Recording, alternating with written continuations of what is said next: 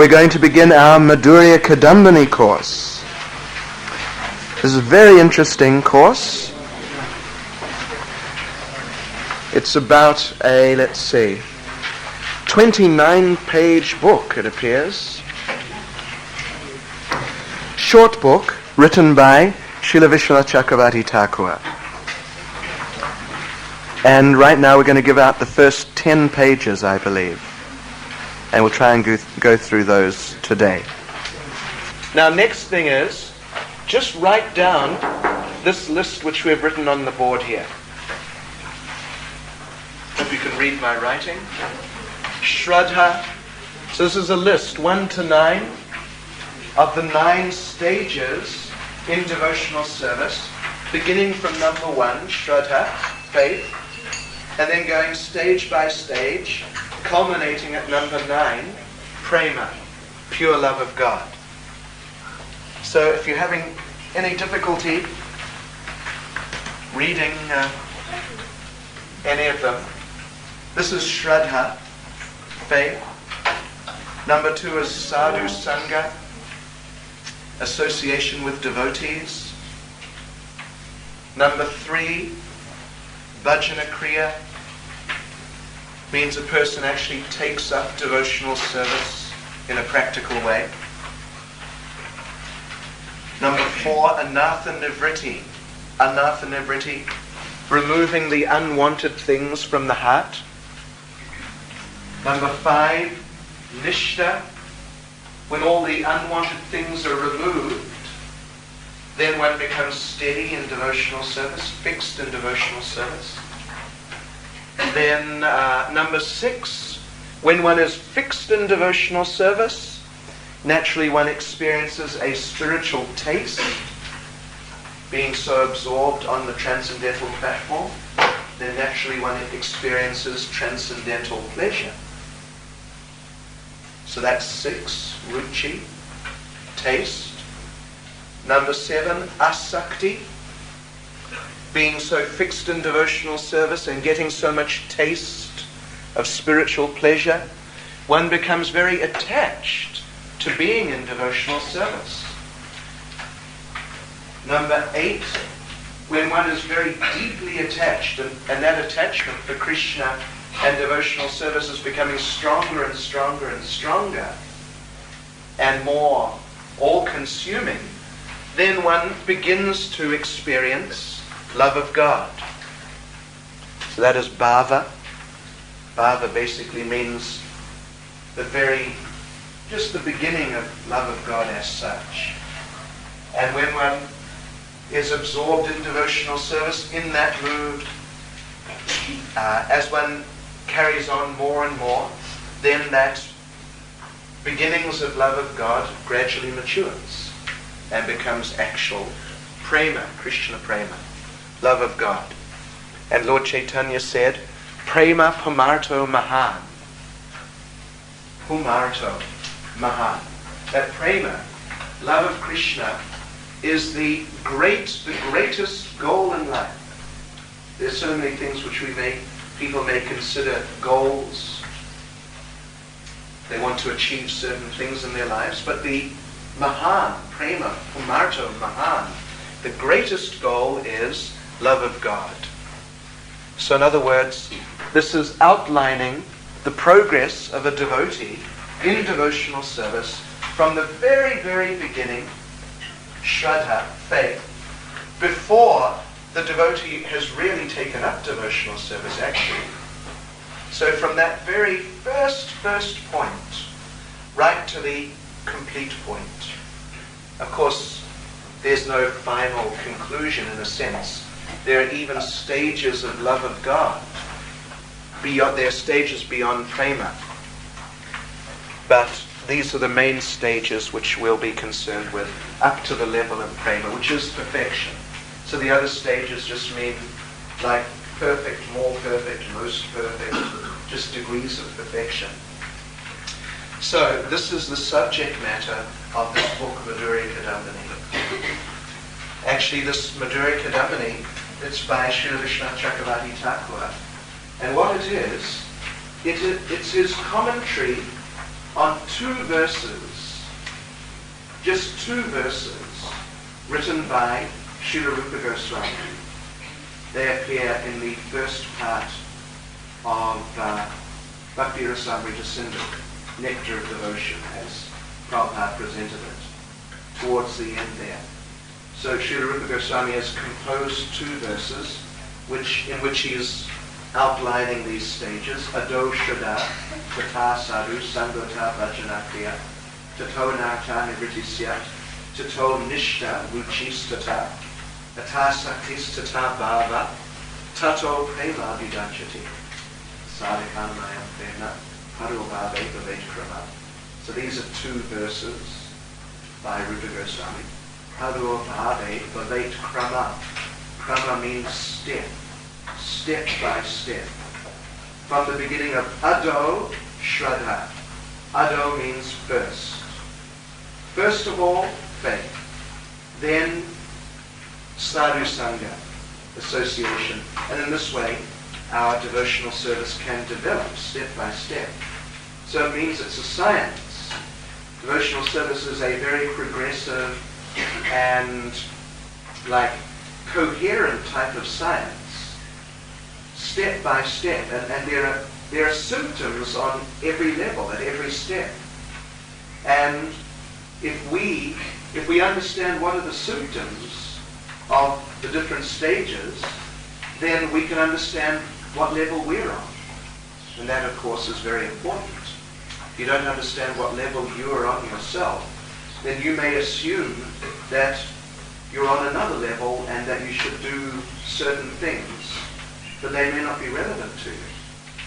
Generally speaking, people would be more prone to think, if they didn't really know, they would perhaps be more prone to think that they're more advanced rather than that they're less advanced than they're actually. So therefore you get people like, with all due respect, the born-again Christians and others who think they're extremely advanced. If you ask them, do you love God? They'll say, oh yes. Oh, I love him so much. In other words, I'm perfect. But actually, they may not have really developed so much Shraddha. In other words, you tell them about Krishna, and they may say, what? Krishna? This is no good. We're not interested in Krishna. Whereas a devotee of Krishna, who is actually not necessarily on the level of prema or even very advanced, but at least they're engaging in the process and they're trying, then they will have faith. Meaning they'll also be able to recognize that, oh yes, there is something in Christianity. Whatever it may be. It may not be that much, but there's something there. So we don't just write it off and throw it out the window. And even in Islam or whatever, Judaism, there's so many different processes we see around us. So a devotee can recognize that, oh yes, there is something there. It may not be as much as there is in Krishna consciousness, but there's something there. So this means faith is actually there. One devotee said a very nice thing about Srila Prabhupada, that after Prabhupada disappeared, that I'm sure that if I meet Prabhupada again, and obviously it won't be in that form as Srila Prabhupada, as is in the picture there, as we knew Prabhupada here, but he said that I'm sure if I meet Prabhupada again, I'll recognize him. I'll know him, even though he may appear in a totally different form altogether. So this is faith. Faith. From faith comes a type of perception. And therefore one is able to recognize whatever it is on the basis of that perception, which is developing from faith. So because the devotees do actually have faith, therefore they can see Krishna consciousness even in small forms in other practices and in other types of disciplines. So this book then, Madhurya Kadambini, is a commentary just on two verses. So just imagine if you wrote a commentary on the entire Bhakti Rasamrita. It would be vast. But anyway, this is very important because we may recognize where we are at and what we need to do, which is extremely vital. It's essential if you're to actually make progress. Otherwise, you'll try to act in a way which you're not fit for, and this will just mess up your spiritual life. Or you'll take a wrong direction at some point, thinking that my next step is this, but it may not be. So it's very important.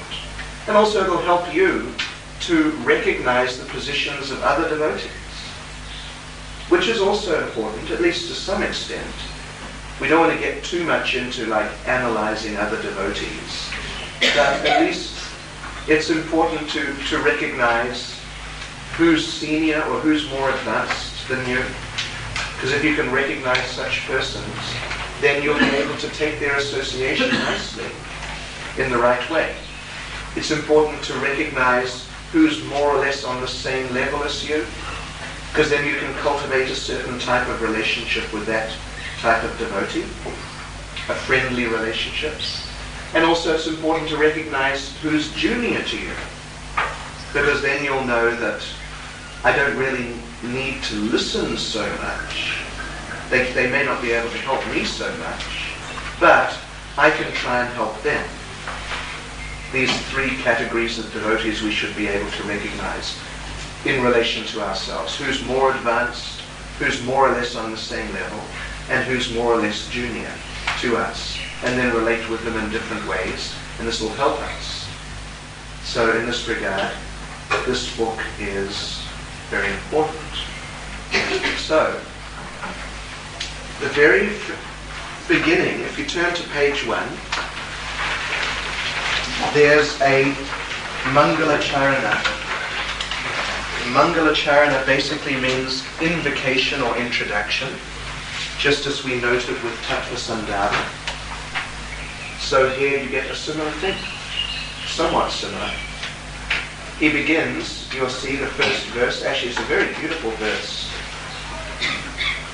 You'll have to forgive us for the printing here. Anyway, you can't really see what lines are what in the verse to actually chant the Sanskrit. But the translation is very beautiful. The mercy of Sri Krishna Chaitanya Mahaprabhu is an uncontrollable cloud bank of exquisitely sweet nectar. So that in itself is very beautiful. An uncontrollable cloud bank actually means like a monsoon clouds rolling in, bringing a great storm, bringing a great inundation. So this great cloud bank, uncontrollable cloud bank of exquisitely sweet nectar, we chant Hare Krishna and we enjoy it, at least enough so that we carry on. Sometimes we may struggle a little bit, but some experience of pleasure is there, therefore we carry on. But here, Vishwanath Chakravarti Thakur, the author, is saying that devotional service is exquisitely sweet. So we can look forward to that. As one advances, then one gets a nicer and nicer taste in devotional service, until it becomes just quite inconceivable by material standards. So this is what he's saying, that the mercy of Lord Chaitanya is like this, and the sudden appearance of this cloud bank fully rejuvenates the grains of ninefold bhakti. Shravanam, Kirtanam, Vishnu Smaranam, these are the 9 processes of devotional service in the field of the heart, and it extinguishes the burning summer heat of lust and bestows rapture to the universal river of living beings. From far off, even from far off, what to speak of when you're getting the inundation, even from far off, may those clouds of the Lord's mercy give satisfaction and pleasure even to this worthless soul, a dried up tree in the desert. So you can see that there's certain themes here which are very similar to the themes in those introductory 8 verses in Tattva Sandhava. Vishwanath Chakravarti Thakur, of course, he's a follower of the 6 Goswamis. So then, what does he do? Next verse, he offers his obeisances to Rupa Goswami. Again, this is the same as what Jiva Goswami did. So now, what does he do now? He says, we will proceed on the basis of Shastra, Shabda Praman. This is, again, exactly following his footsteps. Of course, in Tattva Sandava, Jiva Goswami is first of all establishing that this is what we should do. And then, once he's done that, then he continues on that basis. But of course, Vishwanath Chakravarti Thakur has already accepted that Shastra or Shabda is the Praman, is the means by which you'll get knowledge. So we're going to proceed on that basis. And what are we going to talk about? We're going to talk about Krishna. Krishna is very nice. He's superior to Brahman. This is now about halfway down the first page. He's superior to Brahman. He is Brahma Pucham Pratishta. That means Brahman is established on him. He is Paramanandamaya Purusha, the supreme blissful person. Parat Paratatva. That means the supreme truth. Even more supreme than supreme. And he's also the embodiment of rasa, of nectar, or the transcendental ecstasy and transcendental mellows of devotional service. Raso Vaisa. He is directly rasa. He is rasa in person. Akila Rasamrita Sindhu, or Murti. Akila Rasamrita Murti. He is the very Murti of all rasa amrita, of all the nectar, of all the rasas. So he is the complete Supreme Personality of Godhead. And then this last verse, you see this verse down towards the bottom, Malanam Asanir Ninam, and so on. This is a verse from 10th Canto Srimad Bhagavatam, in which the fact that Krishna is the embodiment of all rasas, that means Shanta Dasya Vatsalya, Shanta Dasya Sakya Vatsalya, and Madhurya Ras, the five main rasas: neutrality, servitude, friendship, parenthood, and conjugal love. And then the seven indirect rasas, like chivalry, compassion, dread. Anyway, there's seven indirect rasas. So they all manifested in persons when Krishna walked into the wrestling arena of Kamsa, just before he killed Kamsa. And most of them are listed out here. The wrestlers saw him in a certain way. Ordinary people saw him in a certain way. Like that. So people saw him in these 12 different ways. And those 12 different ways are according to the 5 primary rasas, direct rasas, and the 7 indirect rasas. So we're not going to go into the details of all that, but that's at least the idea. So now, what we've seen, we're discussing the process of devotional service, starting with Shraddha, and culminating, so to speak, in Prema, at least reaching perfection in Prema. Where should we begin? We should begin with someone who is not a devotee, but then they become a devotee. In other words, someone who's not even in category number 1. And in fact, this is what is discussed basically on page 2.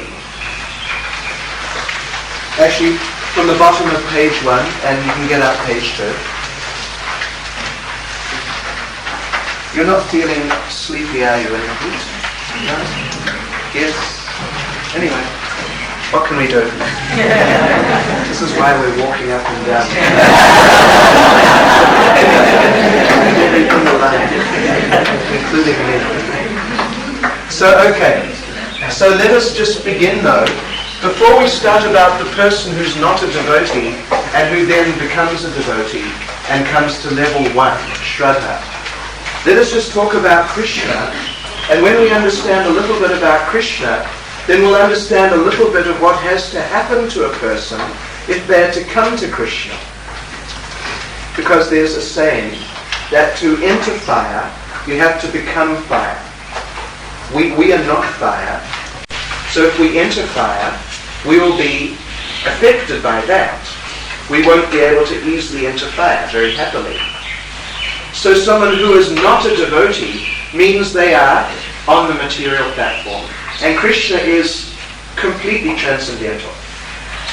So in order for them, someone who's completely mundane, to come to the beginnings even of the transcendental platform, so something quite radical has to happen. So Krishna is transcendental. Whatever he does is transcendental. Even if he does something which appears to be material, it's not material. There's nothing material to do with Krishna. Now there's also nothing material to do with Krishna's internal or his personal energies. His personal energies, direct personal energies.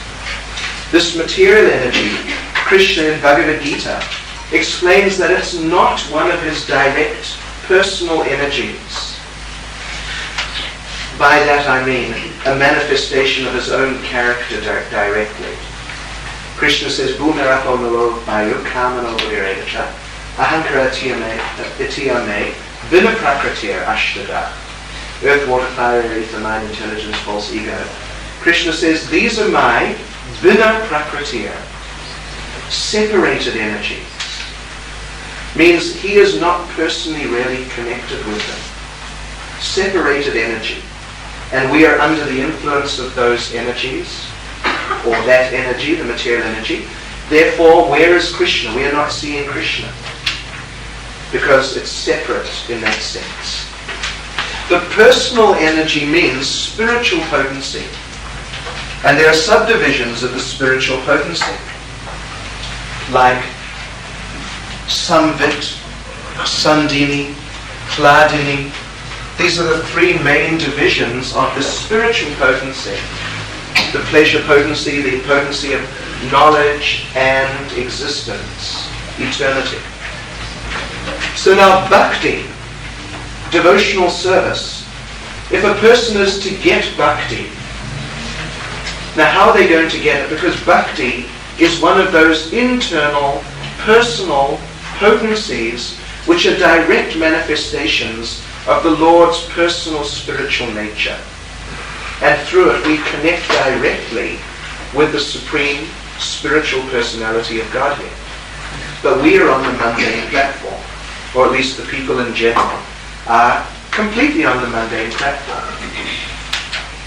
So on page 2, Vishnav Chakravarti Thakur, he raises the question that if Krishna is completely transcendental, and if the process of bhakti is also completely transcendental, but we are not at all transcendental, we're actually separated by the material energy, then how will we come to the level even of number 1, Shraddha, which is, even though it's the beginning, but it is at least the beginning of the transcendental platform.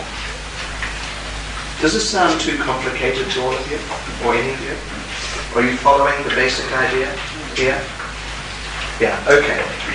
So, like for example, towards the top of page 2, he quotes one verse from Srimad Bhagavatam. Srimad Bhagavatam is actually Canto 1, Chapter 2, verse 6. Svaivam samparo dharmo yato bhaktir hoksajaya hoitakiya pratihata yayatma supersediti. So the basic idea there is that such devotional service, which is the greatest thing, greatest occupation. So devotional service, if it's actually to really be devotional service, it has to be unmotivated and uninterrupted. And the word for unmotivated is ahoitaki, which means unmotivated or causeless. Causeless. Cause means that if I want you to do something, I say, look, here's 10 rands, so you do it. So the 10 rands becomes the cause. If something is causeless, then you do it. But you can't say, well, he's doing it for this reason or that. But he's just apparently just doing it. Now, the idea here is that bhakti is not caused by anything material. But it's not causeless in the sense that there's absolutely no cause, and you're just simply doing it like a robot for literally no reason, and it's just like a complete mystery why you're doing it. There is a cause. There's certainly a cause, but it is not at all material, because the activity is completely spiritual. So the cause cannot be material. So then he goes into a discussion of what does this mean? Causeless, materially causeless, but somehow something happens, which is the cause. Your devotional service starts to happen. So what is that thing which is considered causeless materially, but is actually a cause? And the fact that it's a cause is manifest in the fact that you're doing devotional service. So he considers a number of possibilities. And I hope you all got this. You all got this? And we'll wipe it off. It'll probably take 5 minutes, because this duster is so hopeless. But anyway. So he considers certain things which may be causes. We could consider these. Are they causes or not? So let's see, where does he begin? He begins about halfway down the page. Some people take the word, in this case the word is yadricha. He's quoted another verse. Actually, you can see it there. Mad bhaktim cha yadrichaya. Yadrichaya yaivo pachita.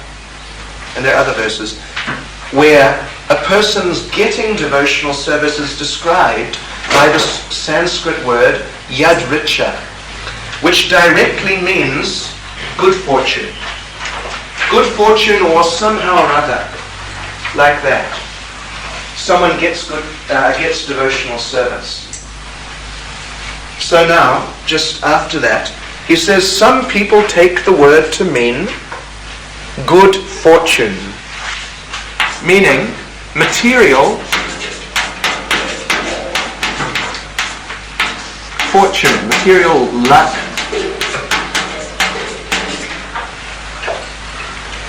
Some people, in other words, generated by karma, so you get devotional service, that's very good. Like you get some money, that's very good. How did you get that money? Because previously you did something good. So that's karma, now you get the money. So now you have bhakti. So some people may think, well, just like I did something good, I helped some suffering person, so now later on I got some money. That's the karma. So maybe I did something good in the past like that, and now I've got bhakti. Now I've got devotional service, which is giving me access to the Supreme Lord, which otherwise I couldn't have.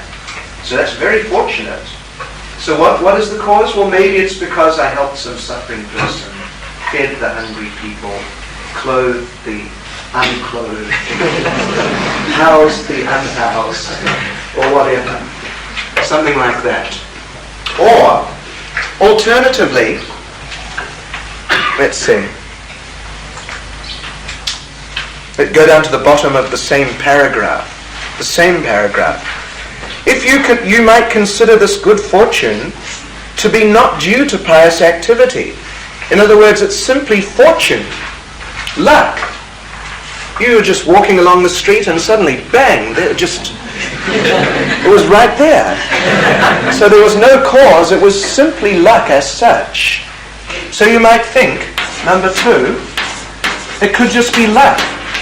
In other words, material good fortune, but without any karma behind it.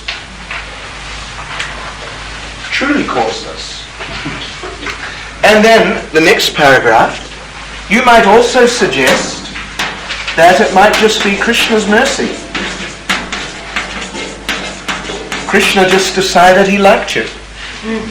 Out of all the 300,000 people in Phoenix, he just chose you to give bhakti to, because Krishna somehow just decided he was going to. And then a little, like a variation on it, you might take it to be Krishna's, it says unqualified mercy.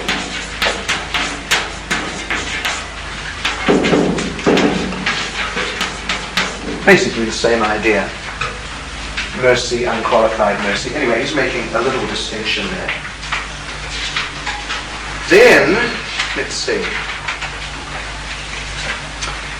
Right down in the bottom paragraph, at the beginning of the bottom paragraph, you might consider it to be devotee's mercy.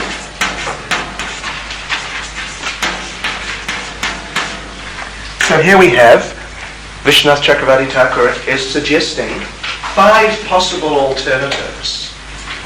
So they're all here on the pages, so let us just consider them.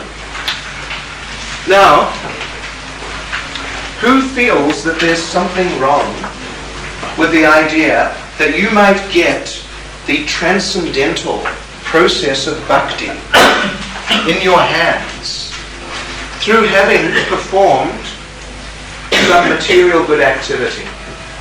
Who objects to that idea? You object. Why? So the definition you've given us that bhakti has no material cause, and it cannot actually. Okay, that's the idea. Many people think, even many devotees have thought or think, that you can get devotional service through material piety. But actually it's not the case. Because, and this is going to be discussed in the next chapter, which we will also discuss today, he talks about the development of devotional service in terms of the growing of a creeper. And a creeper grows from a seed. So, if you perform some activity,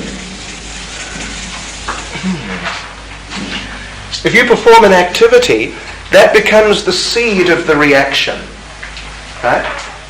You do goods to someone, that becomes the seed for your getting in the future some beneficial thing through karma. So now, if bhakti is completely transcendental, then the seed for it, or the cause, has to also be transcendental.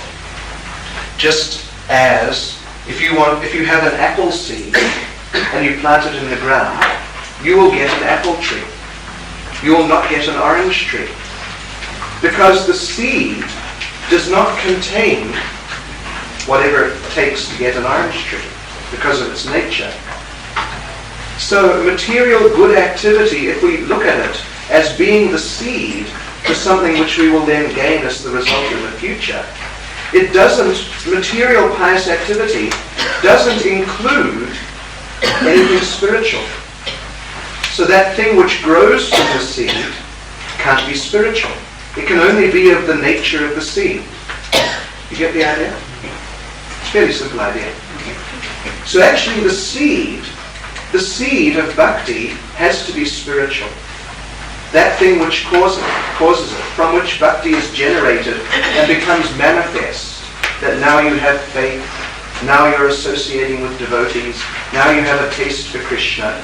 The seed from which all that is coming has to be spiritual. It can't be just a matter of material karma, and it can't just be good luck. Because good luck means, in fact he says here, just about halfway down, if one considers this good fortune is not due to pious activities, but just luck, in other words, then it becomes indescribable, it becomes intangible, it becomes meaningless. You can't, it's like nothing actually. Phantasmagoria. So then spiritual.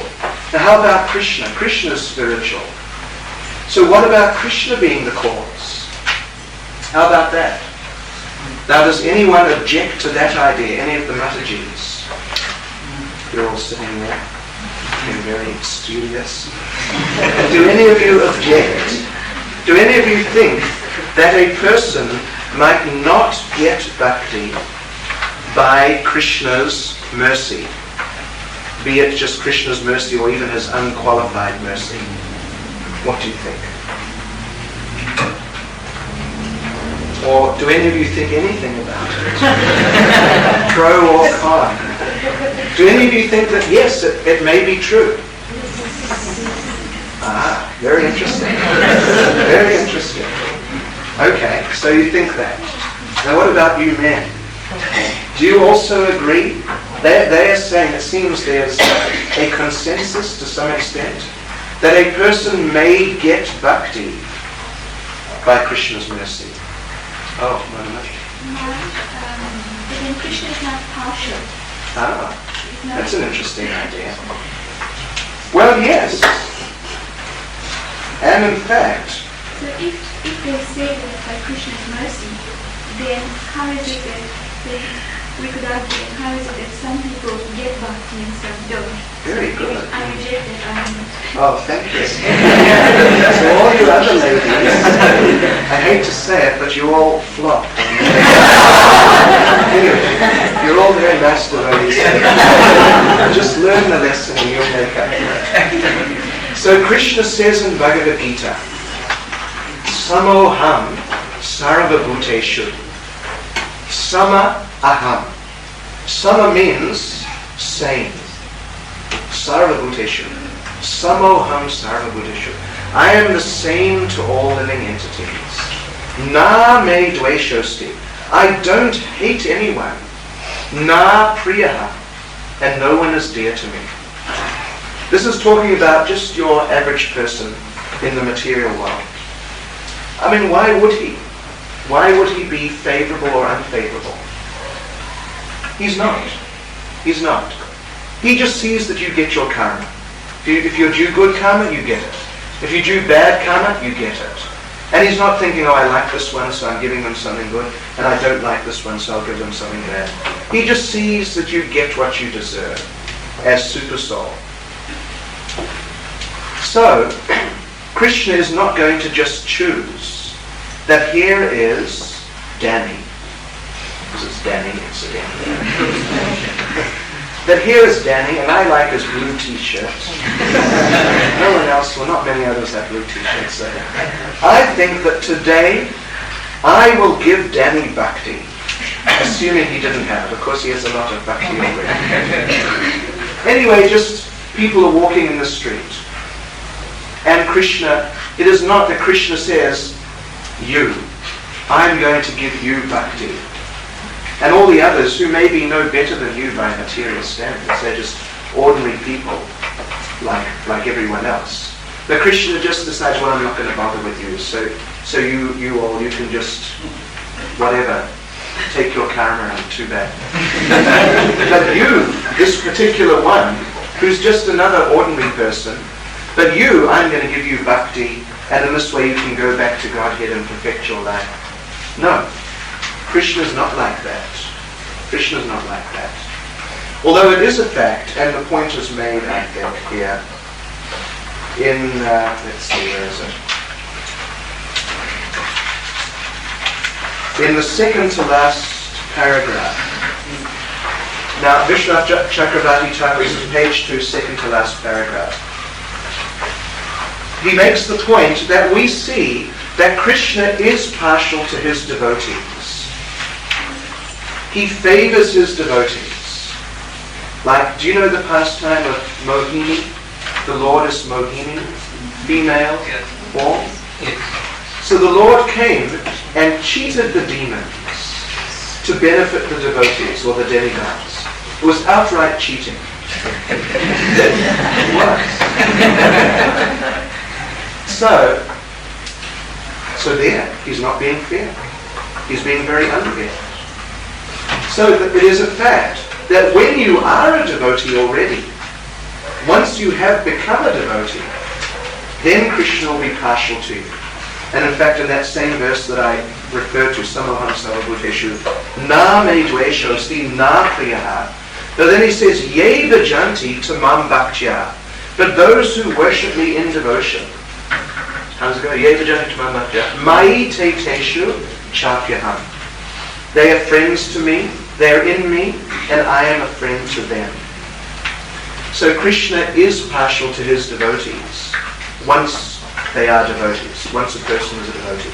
But when they're not, meaning they're the type of person we're talking about, they haven't come to bhakti yet, then it is not a fact that Krishna singles people out from the crowd and just gives them bhakti for no good reason, and the others who are just as qualified or unqualified, they're no better or worse, but they don't get bhakti.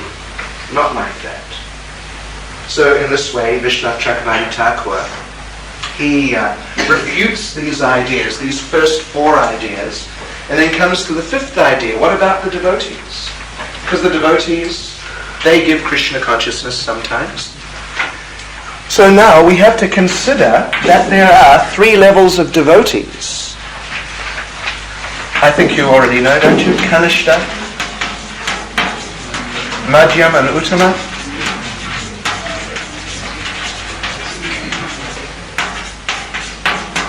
So you can't just say the devotees as if they're one group, because there are these three subdivisions and they're actually quite different from each other.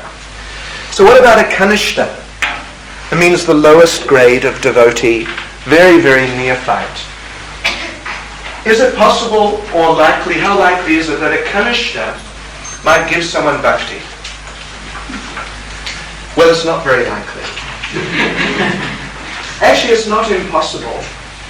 Anyway, if a person is truly kanishta, it's not really possible, actually. If they're truly kanishta. Because kanishta means that Krishna consciousness to them means me and Krishna. Thus. That's it. There's me and Krishna.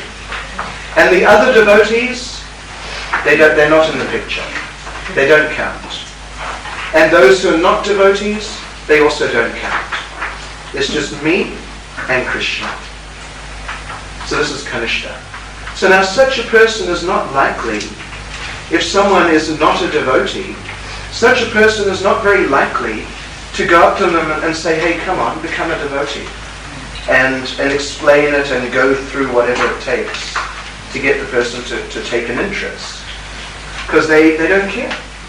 All they care about is me and Krishna. And everyone else doesn't matter. They can do what they like. So now what about an uttama? Top class devotee.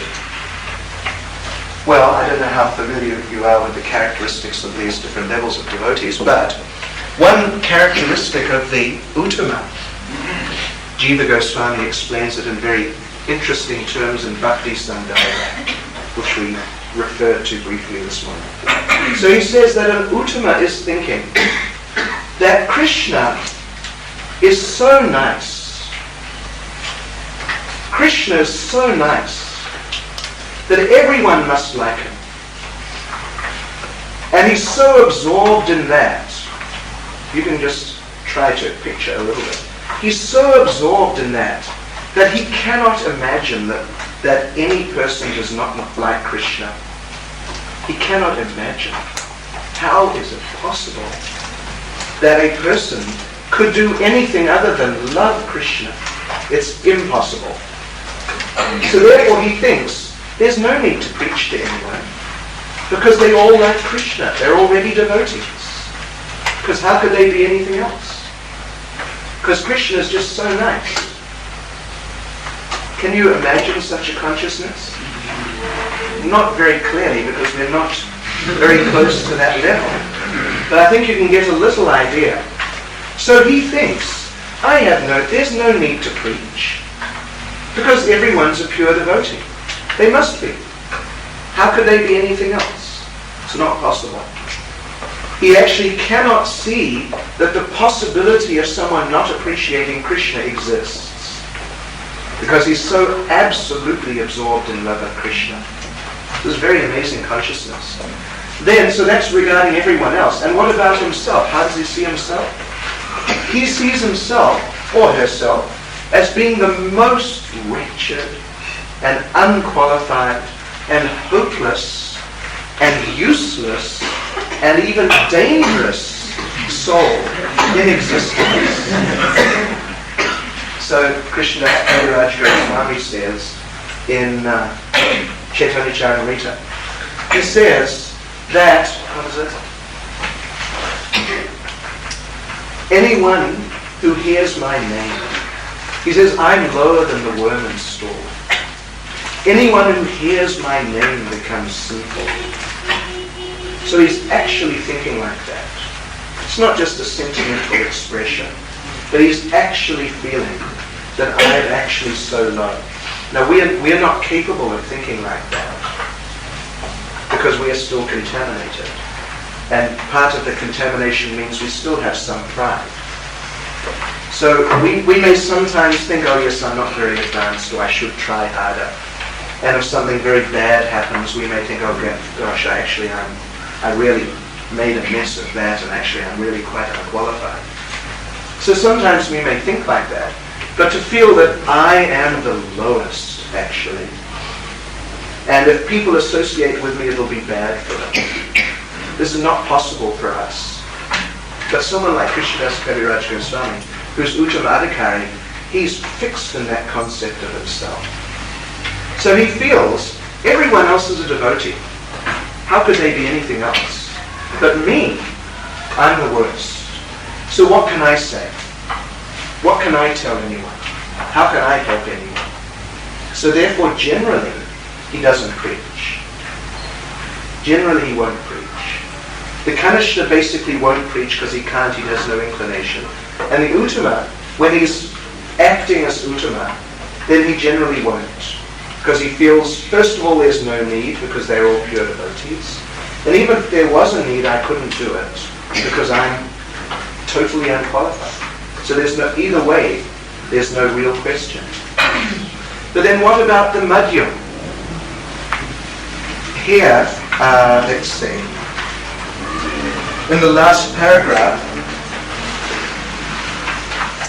he says, considering the case of the Madhyam devotee, the middle class devotee, he says that the Madhyam does exhibit partiality. And where does he get that idea from? From Srimad Bhagavatam. 11.2, what is it? Actually, it's 11.2. It's not 11.3. It's 11.2, 46. There are a few errors. We'll try and bring them to your attention as we go. But it's 11.2.46. In 11.2.46, one great devotee explains what are the four characteristics of a Madhyam, middle class devotee. So they're here.